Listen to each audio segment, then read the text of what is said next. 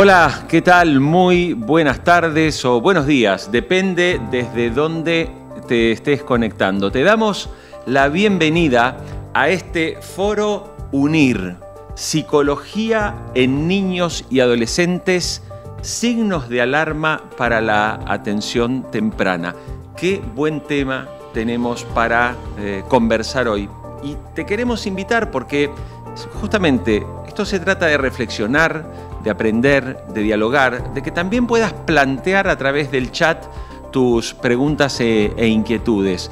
Porque hablar de la detección temprana significa poder abordar y anticiparse a problemas que en niños y adolescentes pueden realmente cambiar su vida.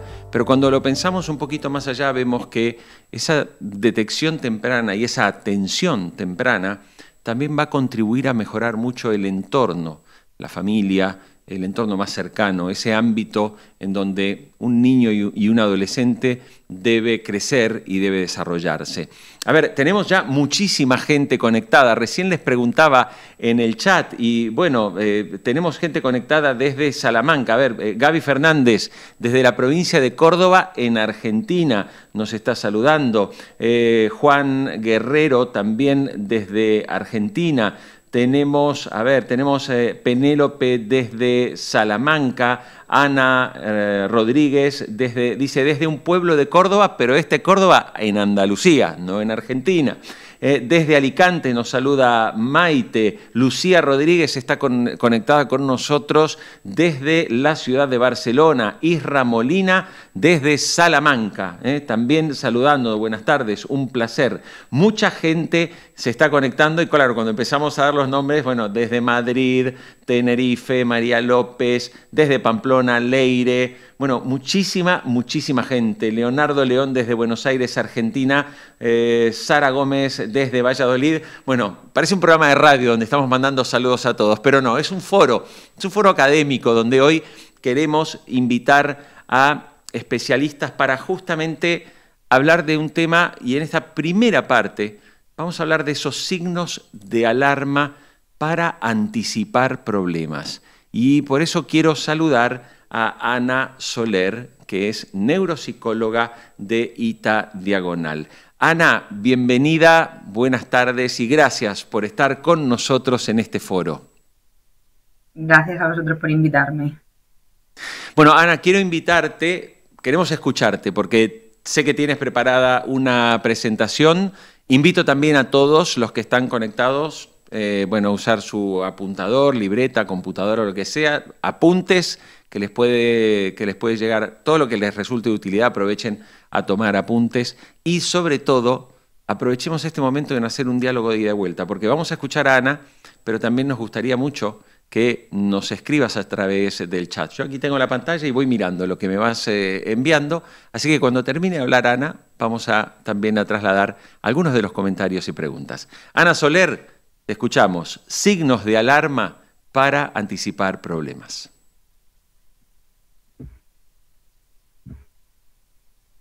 Perfecto, muchas gracias. Bueno, en primer lugar vamos a hacer una pequeña introducción con la definición de algunos conceptos que ya se han mencionado. Pasaremos a hablar del desarrollo infantil típico, ya que tener claro los diferentes hitos del desarrollo es crucial para poder posteriormente detectar estos signos de alarma, que es lo que veremos a continuación.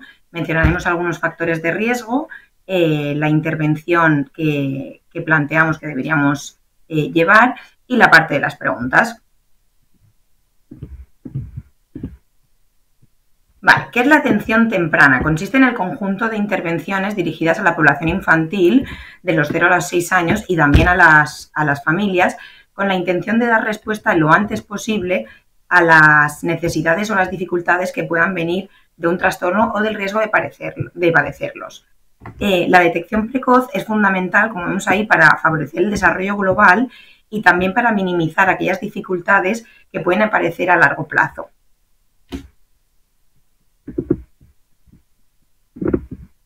Un segundito.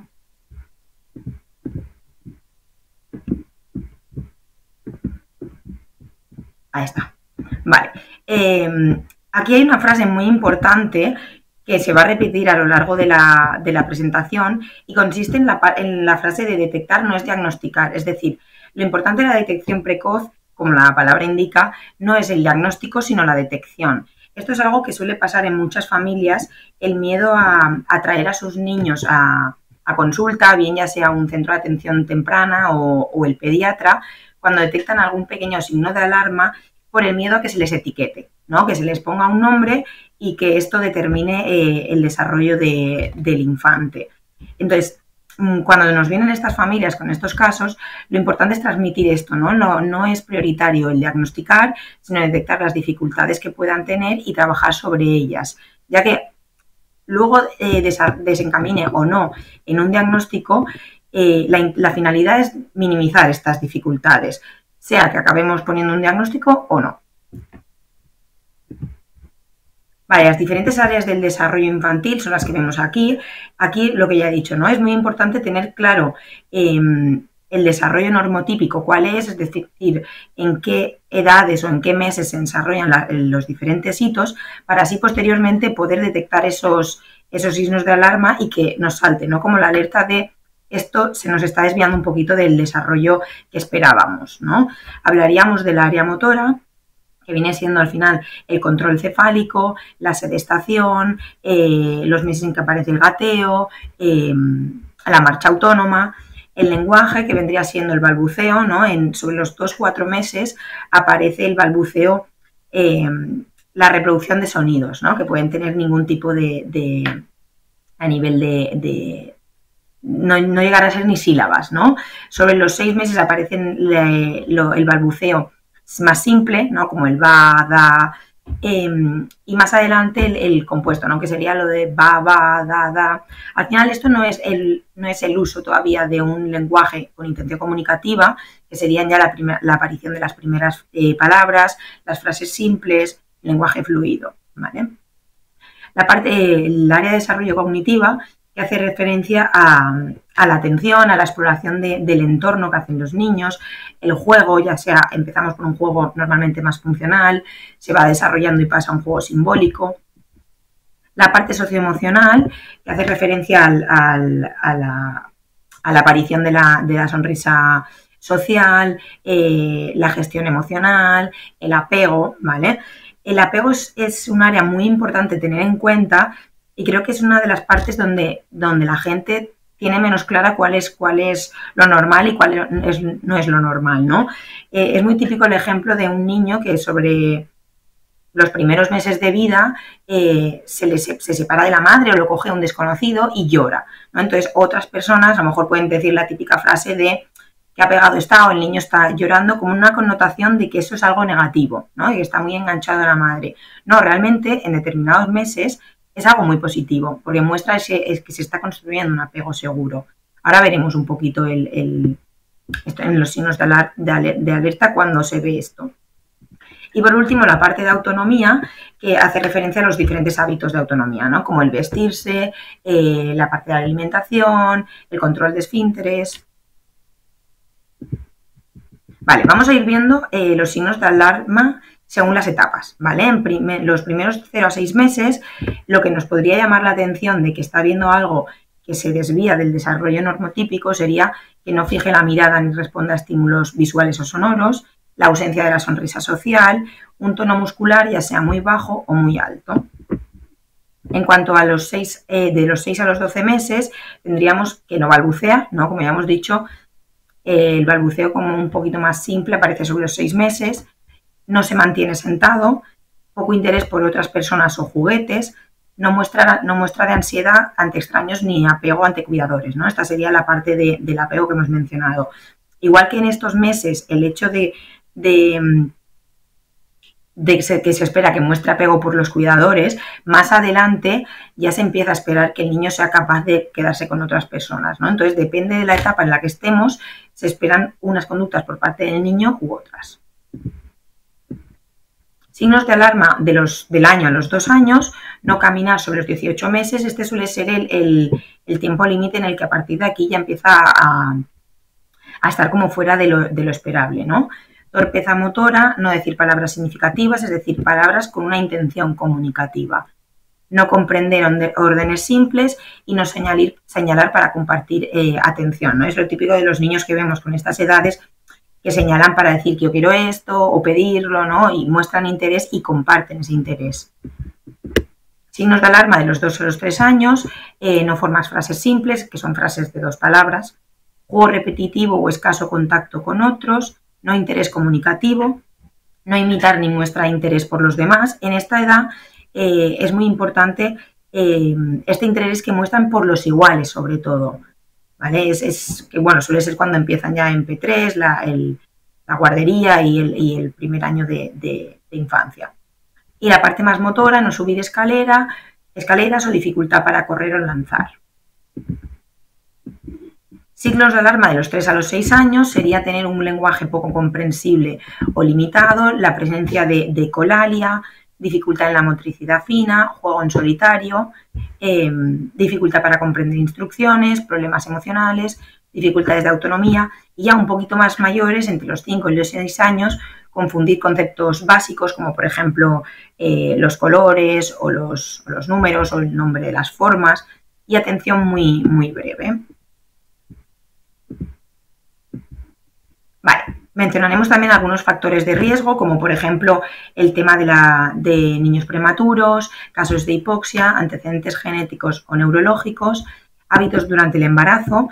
Es muy importante tener en cuenta cuáles han sido los hábitos de la madre durante el embarazo, ¿no? El hecho de que exista consumo, hábitos a nivel de deporte, a nivel de alimentación, el estrés que ha ido sufriendo, bueno, el contexto un poco de la madre. Y también muy importante mencionar aquí que estos son estudios más recientes, que no solo es importante los hábitos de la madre, sino en el momento de los hábitos de ambas partes, ¿no? Tanto de madre y padre, en el contexto previo a la concepción, ya que se sabe que estos hábitos pueden afectar al final, como digamos, a la calidad, por así decirlo, de óvulos y espermatozoides, ¿no?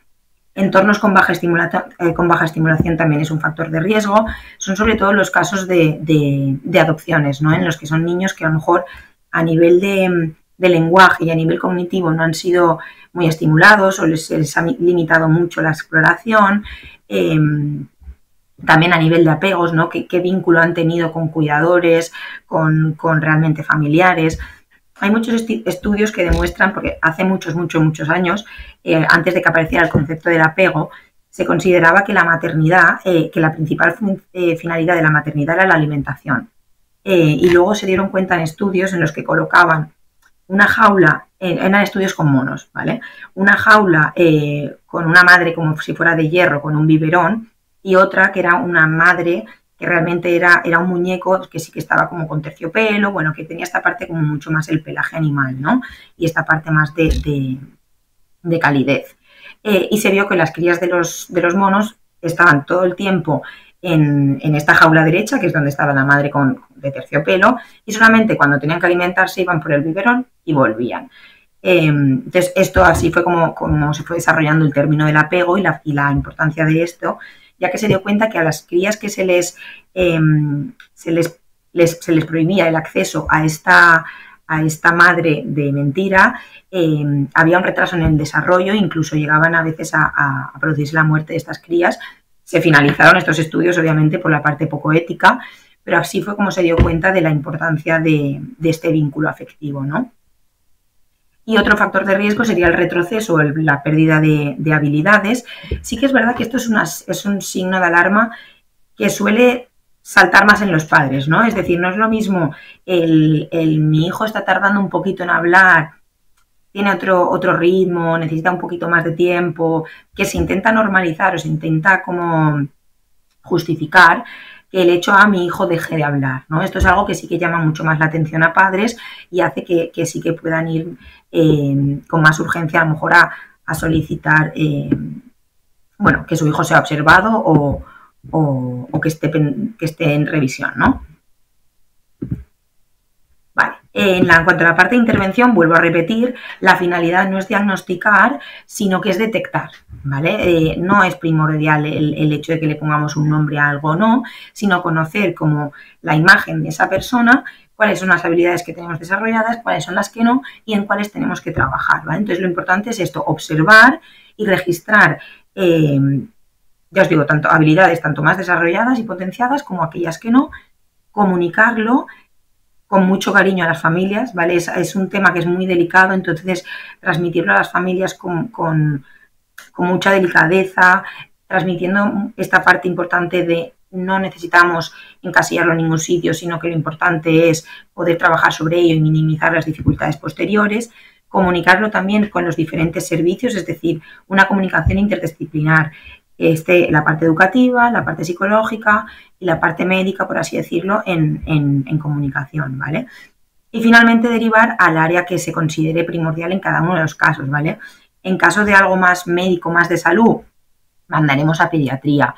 Si estamos sospechando de algún síndrome, pues a la parte más genética, ¿no? Si es algo más emocional, psicólogo. Temas de lenguaje, logopedia. Algo más motor, fisioterapia, ¿no? Entonces, por esto es importante tener la visión global de los niños o de los casos y poder derivar en donde sea necesario, a pesar de que lo ideal es poder tener una visión global de todo, ¿no? De estas diferentes áreas. Pero derivaremos en función de donde veamos las dificultades, ¿no? Importancia de nuestro rol, en nuestro caso, esta parte más psicológica, repito, no es diagnosticar, sino detectar y orientar, conocer el perfil global de desarrollo de diferentes áreas, donde trabajaremos y aquellas áreas que utilizaremos más como puntos fuertes de los niños, ofrecer soporte y acompañamiento a las familias. En caso de que nos planteemos que son niños que llegan a tener una dificultad significativa o un trastorno, las familias no están listas para esto en muchos casos. Entonces, tenemos que adaptarnos mucho a las familias, a los tiempos de las familias, con mucho cariño, entendiendo a lo mejor las barreras que nos puedan poner y ir poco a poco trabajando esto, ¿vale? Y como os he dicho, la coordinación profesional entre los diferentes sectores. Bueno, y aquí sería... Gracias. Vale, perdón, pensé que ibas a concluir, por eso no dije nada. Bueno, quiero agradecerte mucho, Ana Soler, por bueno, este resumen. A ver, hay muchos comentarios. Justamente, por ejemplo, Esther nos dice aquí, la detección no se debería decir a la familia, o debería hacerlo, creo que entiendo, porque no termino de entender muy bien el concepto de lo que pone, pero dice, la detección no se debería decir a la familia, ahí está, la detección no se debería decir a la familia, debería haber un equipo multidisciplinar. ¿Coincides con eso? No sé si termino de entender el que no se debería decir a la familia. Es decir, sí que coincido con que tiene que haber un enfoque multidisciplinar, que puedan ver el caso en sus diferentes áreas, ¿no? Pero no sé si termino de entender a qué se refiere con que no se debería decir a la familia. Habla de la detección. Dice, la detección no se debería decir a la familia. Debería haber un equipo multidisciplinar. Lo remarca ahí porque está escribiendo en el chat. Estamos en directo. Vale. Sí, creo que habla precisamente de la detección. Vale, bueno. Lo que no entiendo es si se refiere a transmitir esta detección a la familia como tal. Vale. Bueno, vamos a hacer una cosa, Ana. A ver, para poder continuar, y están empezando a llegar preguntas, que esto es lo que queremos también, vale, poder interactuar, y efectivamente a veces pueden llegar preguntas muy claras y otras no. Quiero saludar a nuestras dos invitadas que se suman a esta mesa para compartir ahora, y sí, vamos a plantear preguntas del público, vamos a plantear preguntas que tenemos aquí también que hemos ido apuntando mientras te escuchábamos. Voy a empezar por saludar a Juliana Restrepo. Ella es neuropsicóloga de ITA Sabadell. Juliana, muchas gracias por estar con nosotros, bienvenida. Hola, muchas gracias por invitarme, gracias. Bueno, y también quiero saludar a Lucía Gallego Deike, que es la directora clínica de EMUTI. Lucía, bienvenida, gracias por estar con nosotros. Hola, encantada de estar aquí. También yo soy psiquiatra, o sea que pertenezco, digamos, a otra especialidad dentro de la salud mental. Importante para todos los que están asistiendo a este foro. Tenemos dos neuropsicólogas y tenemos una psiquiatra. Así que hay para hacer preguntas y resolver distintas inquietudes. Pero a ver, yo quiero empezar con algo de lo que recién también planteaba Ana y me gustaría empezar contigo, Juliana. A ver, cuando recién se hacía mucho hincapié en la idea, más que de diagnosticar, en la idea de observar, ¿no? Para poder detectar, observar. ¿Cómo se afronta un problema que creo que esto le pasa mucho a los docentes y nos pasa mucho a personas que a veces vemos en familiares, que de repente uno tiene a alguien que tiene detecta que, oye, ese chiquito tiene un comportamiento extraño y uno va y le dice, oye, ¿no lo viste? Y por ahí te sale con, no, es que él es así, ¿no? Y la gente a veces tenemos dificultades para aceptar. Bueno, ¿cómo abordarlo? Y ahí te lo pregunto a ti, arranco contigo, Juliana. O sea, ¿cómo abordar ese momento? Creo que por un lado es el profesional, pero ¿qué pasa cuando lo ve un docente en el colegio, en un niño, o lo ve alguien, tengo un sobrino, una sobrina que noto y quiero hablar con los padres? ¿Cuál es la mejor manera de acercarse para hacerles ver que puede haber un problema? Bueno, en todo caso, la familia, digamos que tiene esta dificultad, ¿no? De querer lo mejor para sus hijos. Igual, a veces al querer lo mejor puede ser que, bueno, no detecten muchas cosas. Entonces, profesores que son como personas más externas, pero que sí que ven muy constantemente a los niños o familiares, pueden darse cuenta como de estas cosas que tú dices, bueno, este comportamiento es extraño o hay, no, aquí como que se sale un poco de lo que se esperaría.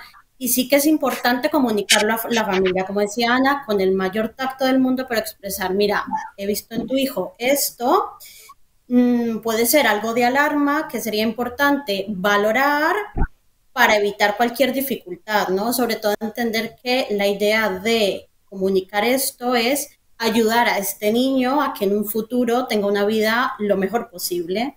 Entonces, comunicarlo como desde esta, mira, he visto esta preocupación, ¿no? He visto esta señal de alarma y me parecería importante, pues, que lo pudieras valorar con profesionales que lo puedan, ¿no? Detectar si es realmente signo de alarma o no.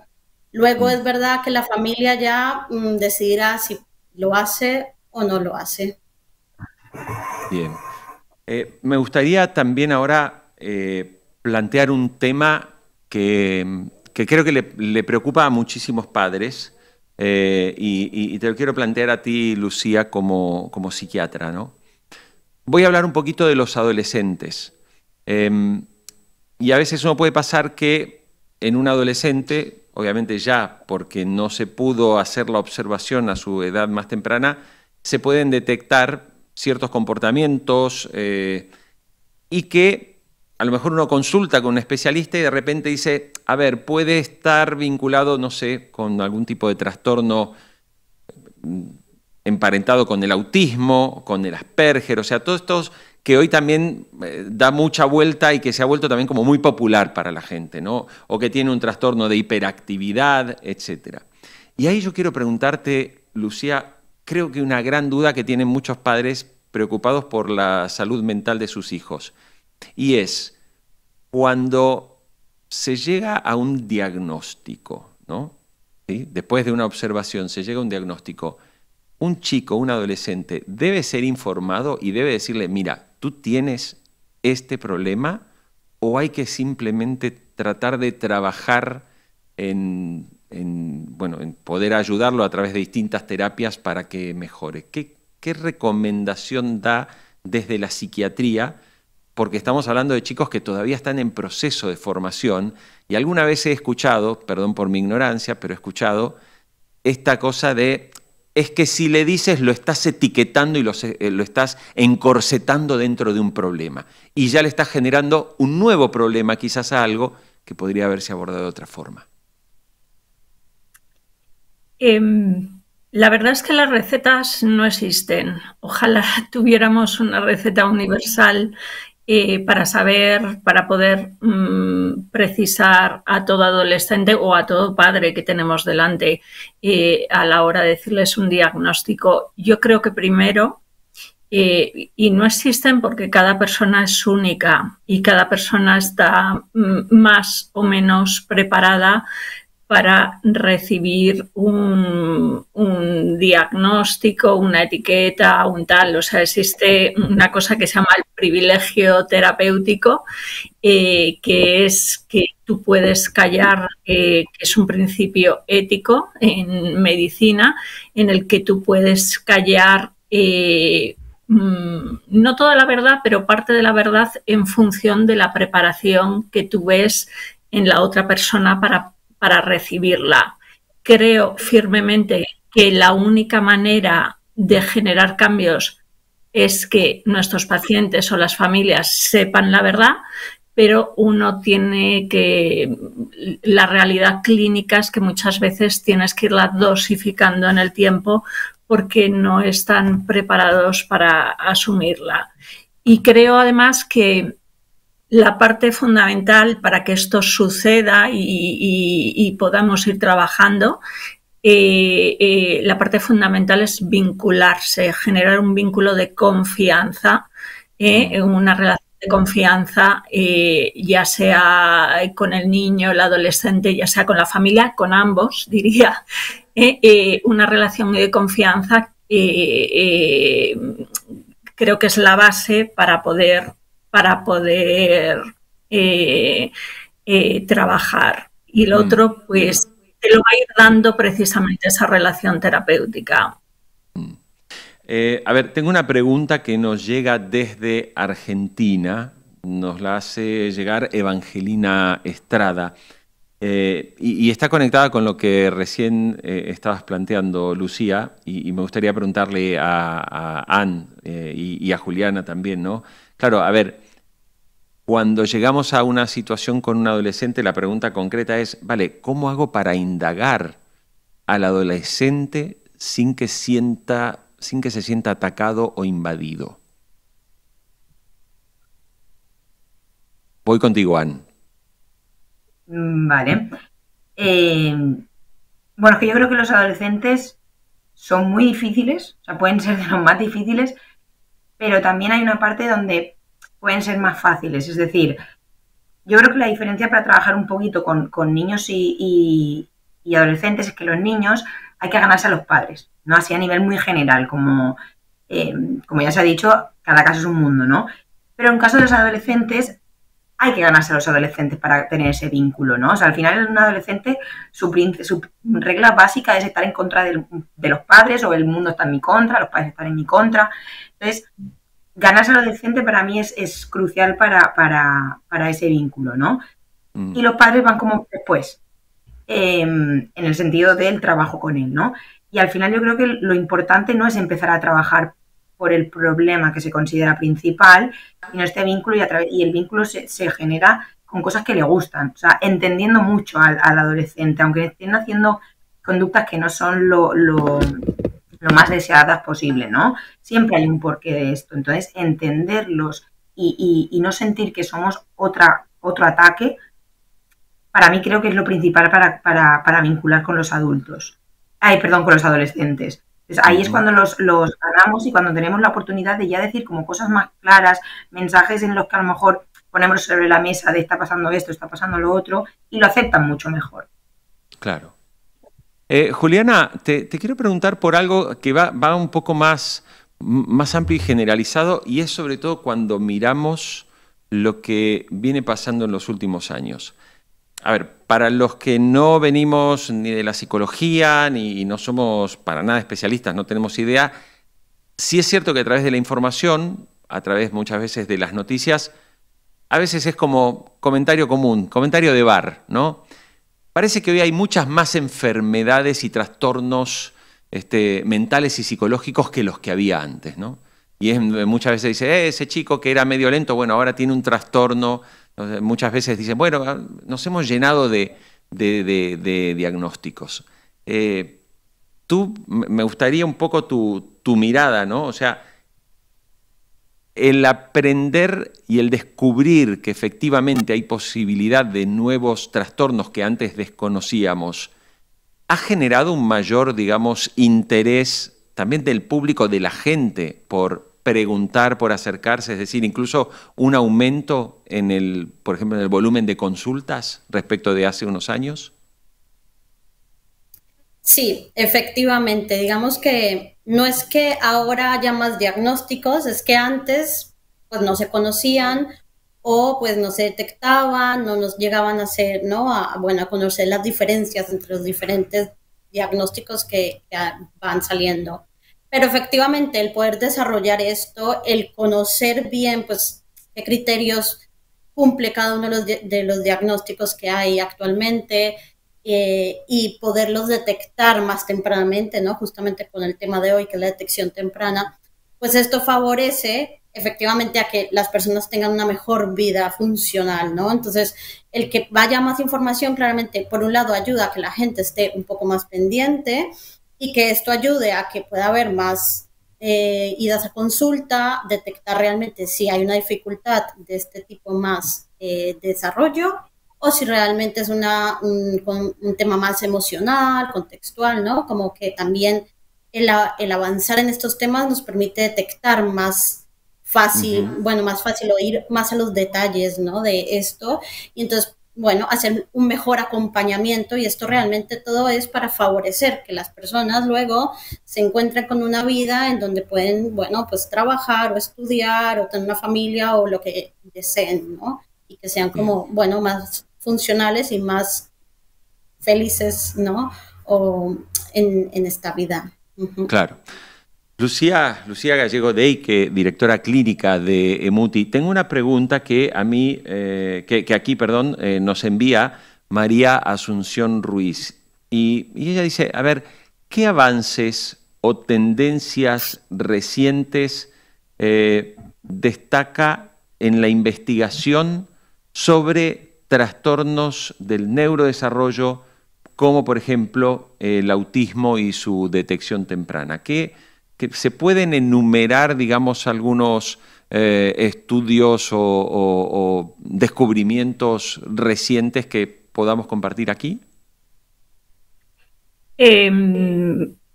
Vamos a ver, sí, quería simplemente comentar una cosa de la pregunta anterior, y es que se dan dos cosas.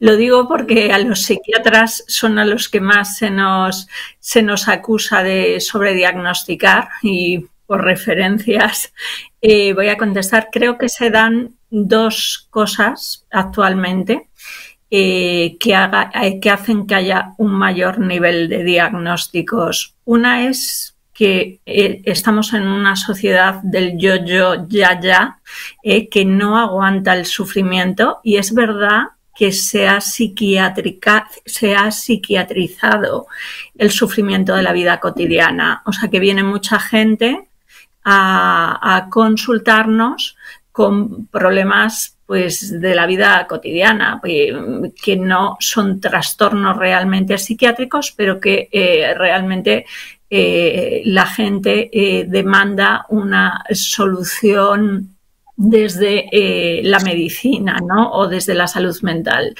Pero por otra parte tenemos también instrumentos cada vez mejores para diagnosticar cuadros que antes no eran fácilmente diagnosticables, ¿no? Y por eso también eso hace, ¿no?, que pues en el mundo, en el siglo XXI, pues podamos estar diagnosticando más cosas, junto con otra serie de trastornos que puedan ser emergentes, como precisamente, y enlazo con la segunda pregunta, los cuadros del trastorno del espectro autista. ¿Y por qué están siendo más frecuentes ahora, hoy en día?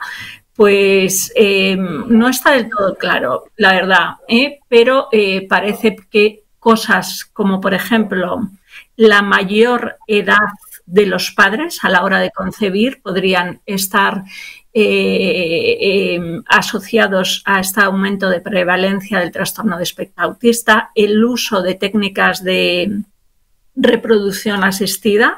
También es otra de las cosas de las que se está hablando hoy en día, que pueda estar influyendo en este aumento, ¿no?, de este tipo de patología. ¿Y qué es lo que se está investigando?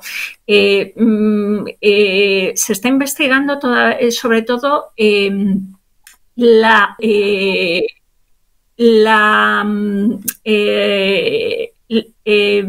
inflamación o los mecanismos de inflamación y lo que esto puede estar influyendo.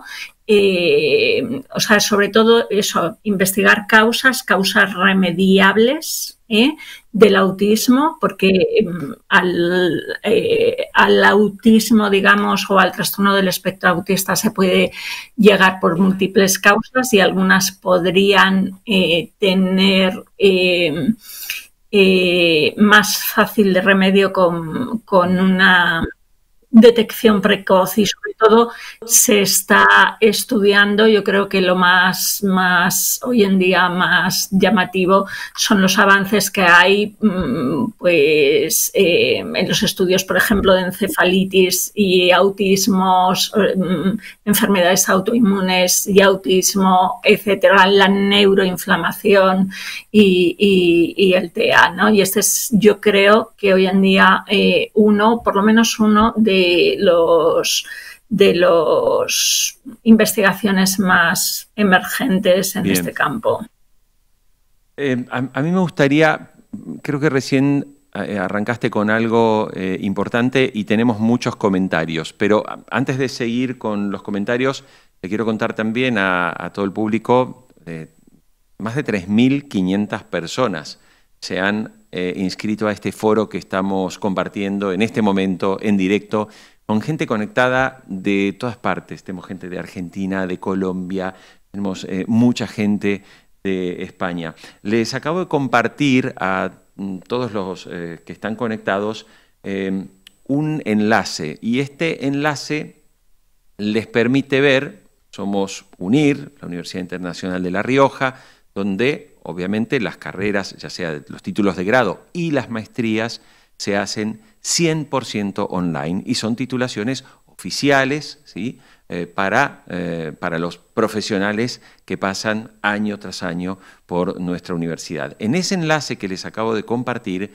se pueden encontrar, porque tenemos muchos profesionales de la psicología conectados en este momento, también planteando sus comentarios y dejando también sus preguntas, que ahí tenemos información como, no sé, el máster en intervención psicológica en el ámbito educativo, tema fundamental, que por ejemplo en España, por suerte, en los últimos años se ha tomado una gran conciencia para que justamente psicólogos, profesionales de la psicología, cuando antes decía alguien, voy a ir al psicólogo, pero yo te veo bien, no estás loco. No hay que estar loco para ir al psicólogo.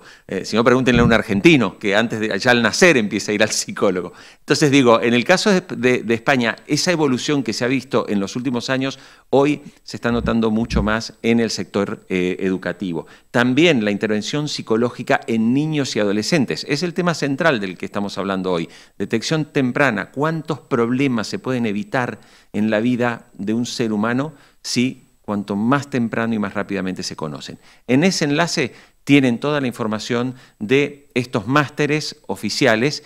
Y algo importante, si alguien está pensando en hacer un máster que puede hacer en UNIR 100% online, que es un título oficial, que sepan que es importante destacar que por estar en este foro, tienes un descuento de hasta 17% si te matriculas.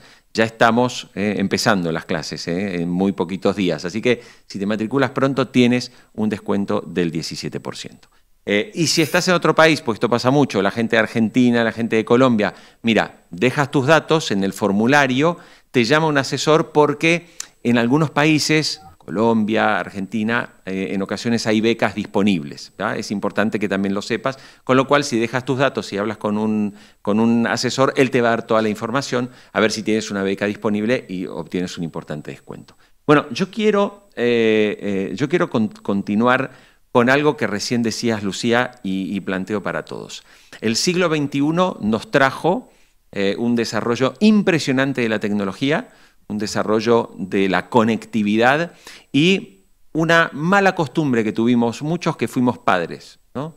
Que es que cuando nuestros hijos tenían a lo mejor 4 o 5 años, les pusimos un iPad en las manos, una tableta, o le entregamos un teléfono móvil, porque era tan fácil de manejar que el niño podía entretenerse y dibujar. Resulta que años más tarde nos estamos encontrando que esto aparentemente no era tan bueno. Y ahí voy a lanzar mi pregunta y empiezo con Ana. Ana, y también tengo a Marisol Godoy de Argentina que lo pregunta. Habla de qué consecuencias tiene el uso del celular en el desarrollo. Y a mí me gustaría que en esto, que me gustaría unas respuestas de las tres, podamos ser como bastante precisos porque, debo admitirlo también, la información que se da, que leemos las personas comunes, cuando leemos en un medio, en un periódico, no nos queda nada claro. Nos dicen, es malo el celular, no le des un celular a un niño. Vale, pero es que quiero saber cuál es el problema de que mi hijo tenga un celular a los 8, 9 o 10 años. Ana. Vale. A ver, yo creo que obviamente tiene consecuencias negativas, ¿no? Creo que también tenemos que aprender que las generaciones van avanzando. Entonces, lo que se necesitaba hace 50 años no es lo mismo de ahora y adaptarnos a esto es importante, pero teniendo también en cuenta las limitaciones o las consecuencias que puede tener, ¿no? El hecho de que niños muy pequeños únicamente o prácticamente solo utilicen las pantallas le está limitando a nivel sensorial, ¿no? Lo que es la exploración en el entorno, el saber lo que es ir corriendo y me caigo, el me subo a una mesa, no el peligro también, el toco este tipo de textura, toco esta otra, o sea, lo que es al final es ponernos al mundo, ¿no? O sea, aquí estoy viendo en una pantalla, me estoy limitando a ver esto sin tocar o vivir estímulos reales, ¿no? Eso por una parte, a nivel sensorial creo que quita mucha estimulación y a nivel cognitivo. Luego también la inmediatez, ¿no? La frustración, o sea, tolerar la frustración. La tecnología son estímulos que son constantes, ¿no? Y es información que está llegando todo el rato. Entonces, esto alimenta necesito las cosas ya, ¿no? Que Lucía había comentado, quiero esto, yo, y el ya, ¿no? Que hemos comentado.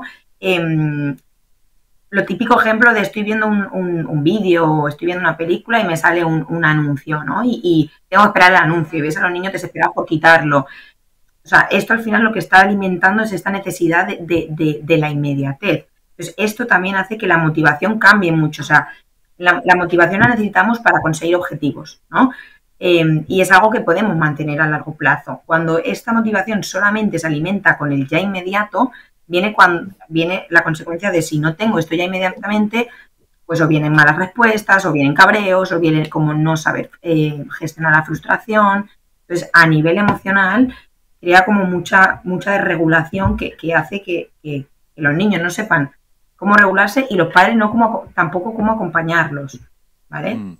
Son así unas consecuencias que mencionaría. Me gustaría plantearte, Juliana, ¿hay algún tipo de impacto cognitivo en el uso de las pantallas en niños? Sí, efectivamente, bueno, como decía Ana, ¿no? Este tema de la motivación tiene que ver mucho con la atención. Entonces, si yo estoy motivada o me interesa algo, pues para mí es más fácil prestar atención. Pero esta motivación, pues la atención no va a estar tanto tiempo. Entonces sí que estamos viendo que, por ejemplo, a nivel atencional, las pantallas están teniendo mucho impacto. Y luego, pues también tiene que ver con la estimulación, porque si no me estimulo con el ambiente, pues efectivamente mi cerebro no se está y mis procesos no se desarrollan adecuadamente. Entonces tiene impacto en otros procesos como la memoria, como el lenguaje, pues como la interacción social, mis habilidades sociales. Entonces sí que tiene un impacto y en diferentes áreas. Bien.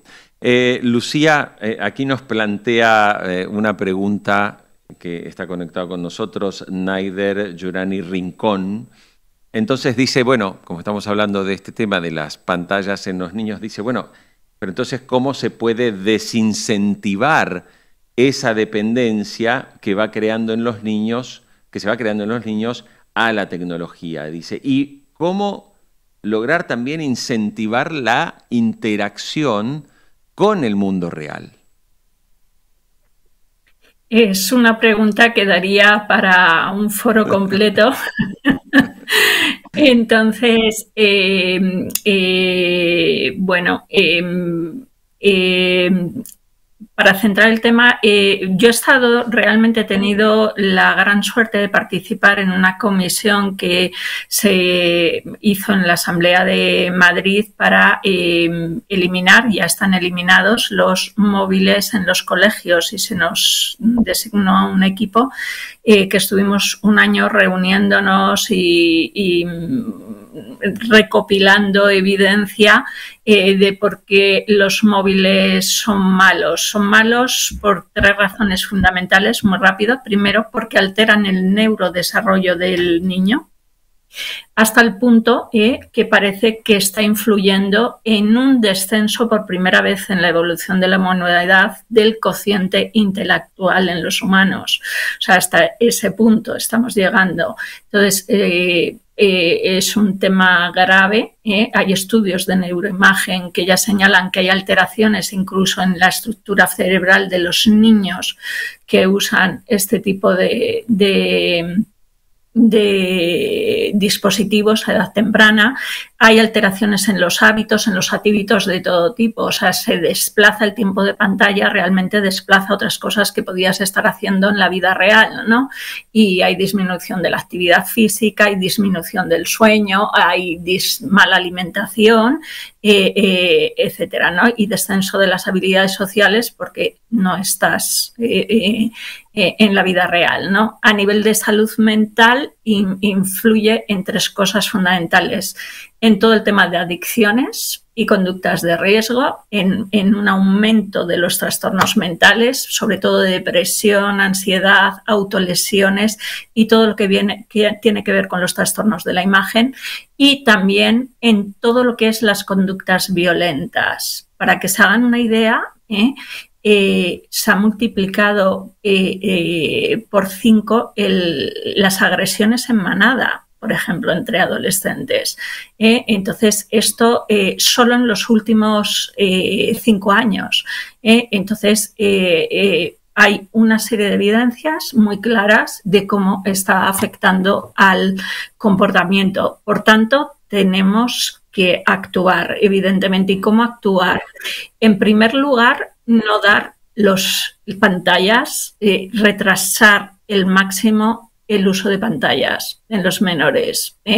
¿Edad? ¿A qué edad? Pues no lo sé, porque luego cada persona, insisto, es un mundo y también uno tiene que adaptarse, ¿no?, a la persona que tienes delante, pero cuanto más tarde, mejor.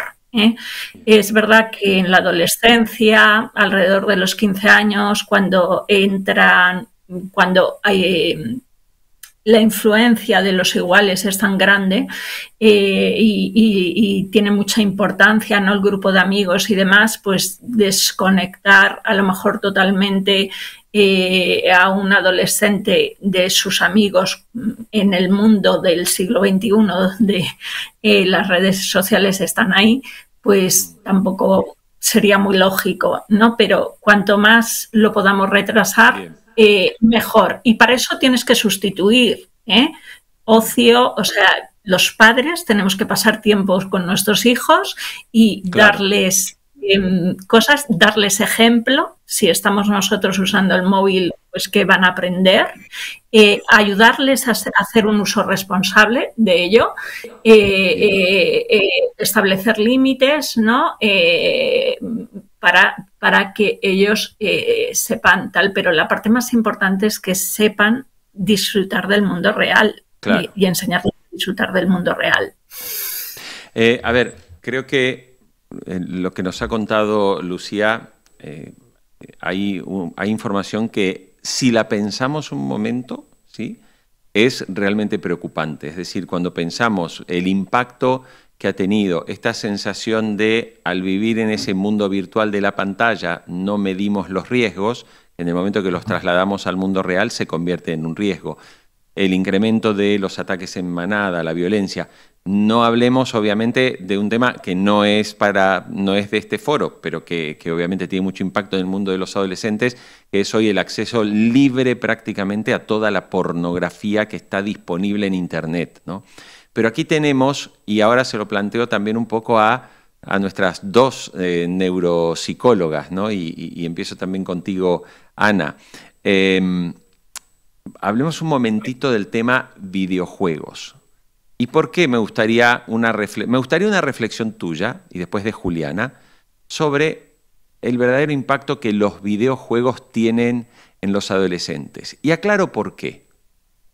Porque a mí me sorprende ver, y yo no sé si es el poder del dinero, que hay neuropsicólogos que hablan maravillas de los videojuegos, que los videojuegos los ayuda a socializar, que los videojuegos les permite adquirir velocidad en la capacidad de reacción. Uno piensa que la reacción es con los dedos, ¿no? Velocidad de reacción. Digo, todo esto, ¿esto realmente es real, Ana y Juliana? Empiezo con Ana. ¿Esto realmente es real o efectivamente esto de estar matando centenares de personas en videojuegos, que es la mayoría de los juegos que se juegan, salvo el FIFA y los de fútbol y eso, pero la mayoría de los juegos suelen ser juegos donde básicamente es masacrar personas, ¿no? Entonces, ¿qué hay de cierto, Ana? O sea, ¿son realmente buenos o son malos? Si hablamos de este tipo de videojuegos, que como bien dices, son la mayoría, es decir, pocos videojuegos hay de estimulación cognitiva, ¿no? Estos son aplicaciones o cosas que podemos utilizar nosotras en sesión concretamente, pero que los niños no van a buscar, porque no es lo que atrapa no es lo que genera más diversión, ¿no? Entonces, si hablamos de los videojuegos que todos conocemos, raramente, o sea, tendríamos que analizar como los juegos, ¿no? Y puede ser que alguno pueda tener alguna parte que pueda aportar algo constructivo. Pero a nivel general, donde la mayoría son ¿no? Lo que tú comentas, de masacrar o de atropellar con el coche o de ir matando a pistolazos, estos generan mucha violencia, ¿no? Es lo que Lucía ha comentado. Mucha violencia y mucha dificultad para conectar con la realidad. O sea, es muy difícil medir qué es un juego y qué no, cuando sobre todo se pierde el tiempo en el que los padres fomentan que sigan relacionándose, a lo mejor dejan más al niño con la consola, ¿no? Entonces no está esta combinación de esto es el mundo real y esto es el videojuego, que a lo mejor era lo que pasaba hace 40 años, ¿no? O hace, bueno, a lo mejor 40 me he pasado, pero 20 años que empezaban a aparecer estos hábitos, estaban como mucho más equilibrados. Entonces sabían separarlo, pero ahora que está ganando esta parte de videojuegos a la exposición real, es cuando se está teniendo más exposición a lo no real que a lo real.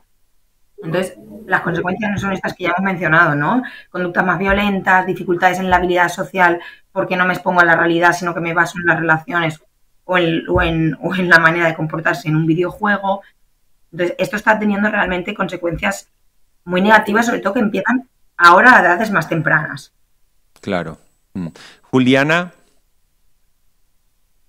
Vale, y también tiene que ver con que se normalizan como conductas, ¿no? Estos videojuegos como que llegan a normalizar conductas que efectivamente no están bien, ¿no? Y entonces, como paso más tiempo en el videojuego que en la vida real y me relaciono más en el videojuego que en la vida real, pues normalizo cosas que pasan en el videojuego y luego pues las aplico en la vida real, ¿no? Y entonces digamos que es otra de las dificultades, ¿no? También el tema de la inmediatez, ¿no? Lo que ya hemos dicho, todo es tan inmediato, tan rápido, ¿no?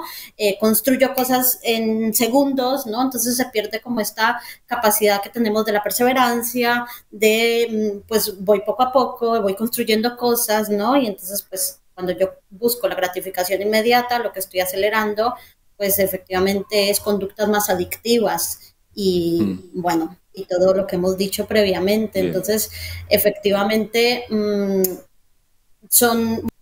tiene mucho, porque además empieza desde edades muy tempranas y sí que puede, digamos, la tecnología puede traer ciertos beneficios, pero hay que saberla aplicar, ¿no? Con ciertos filtros para que esos beneficios se puedan ver. A mí me gustaría terminar porque nos quedan muy poquitos minutos, pero sí me gustaría preguntar un poco, ¿no? En este foro hablamos de esa detección temprana y atención temprana en niños, ¿no? Para mejorar el desarrollo de su vida. Ahora bien, y Lucía, ¿no hay que hacer también un gran trabajo y un gran esfuerzo? Y ahí te lo pregunto, si esto es un esfuerzo de las administraciones públicas o si es un esfuerzo, no sé, de instituciones privadas, ¿no hay que trabajar mucho también sobre los padres que finalmente también en pos de ir a una vida, uno siempre dice, la abuela, el abuelo sufrieron, nosotros la pasamos fenomenal, nos damos 2 duchas de agua caliente por día, nunca falta comida, la luz no se corta nunca, tenemos aire acondicionado en verano, calefacción en invierno, tenemos una vida muy confortable y dentro de esa vida confortable parece que los hijos también se ha creado un modelo para decir, sé feliz siendo padre, aquí tienes, dale una pantalla que la va a pasar fenomenal y no te va a molestar. ¿No hay que trabajar mucho también sobre padres?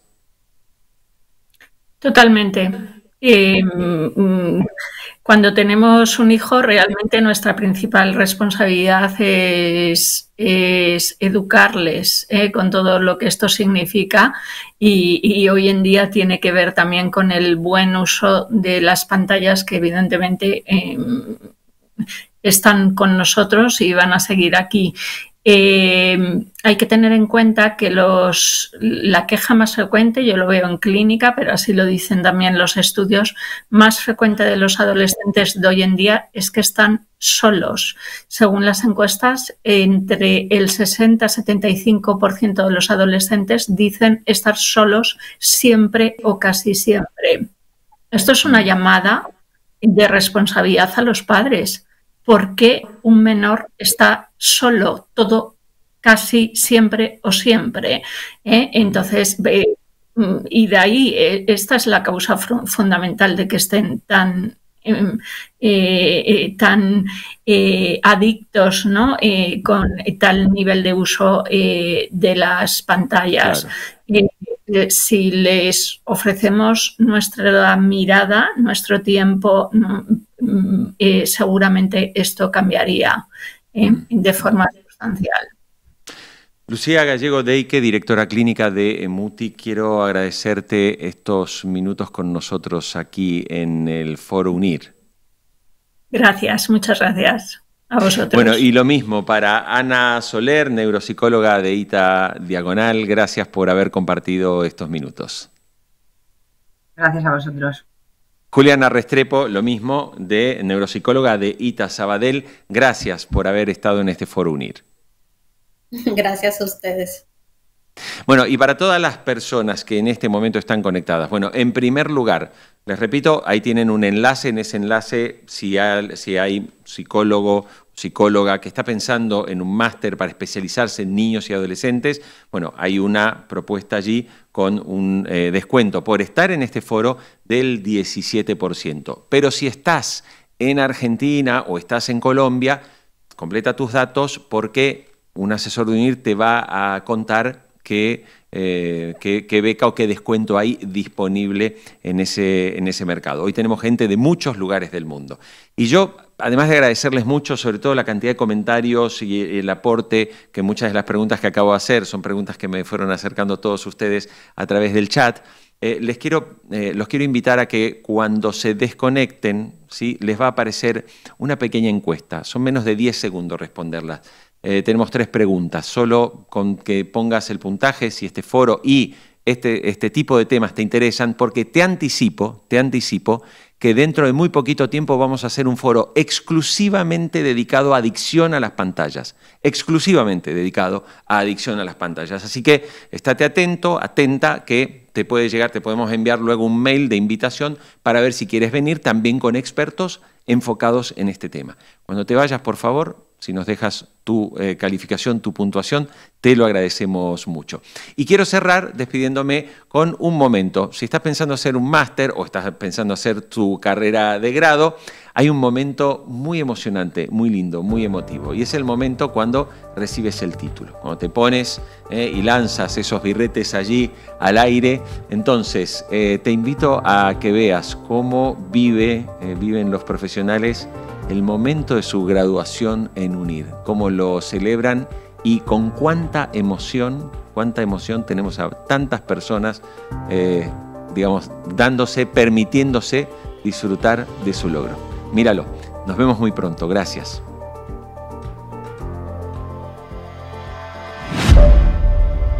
Es mucha dedicación estudiar, pero bueno, la UNIR lo facilita y poder estudiar a distancia pues mejora este momento, ¿no? del tránsito de estudiar para luego ser lo que quieres ser.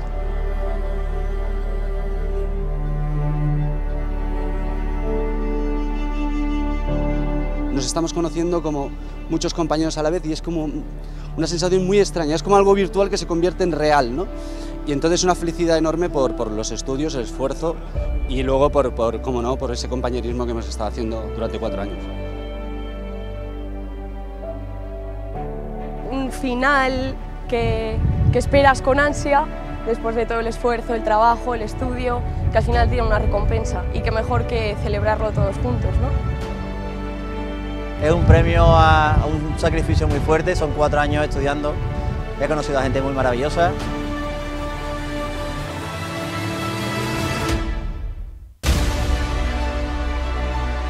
Y la verdad que le agradezco a mi familia, a mi marido, por todo el apoyo que me dieron, el aguante que me hicieron, de mis padres también, a mi papá que no lo tengo, a mi mamá que está en Argentina, y bueno, y de todos, la verdad que de todos. De mis hijas, que gracias a todos ellos pude lograrlo en realidad. Me acordaba de mi familia, de mi esposa, de mis hijos, que han sacrificado tantas horas de estudio, ¿no? Que quizás no les he podido dar tanto tiempo por estar dándole a la maestría, ¿no? La verdad es que después de 4 años estudiando y haciendo mucho esfuerzo, me siento muy contenta y la verdad muy orgullosa de todo el esfuerzo que hemos estado haciendo este tiempo. Cuando estás aquí te desborda la cantidad de gente, todo lo que han preparado, te desborda todo lo que tú te has imaginado.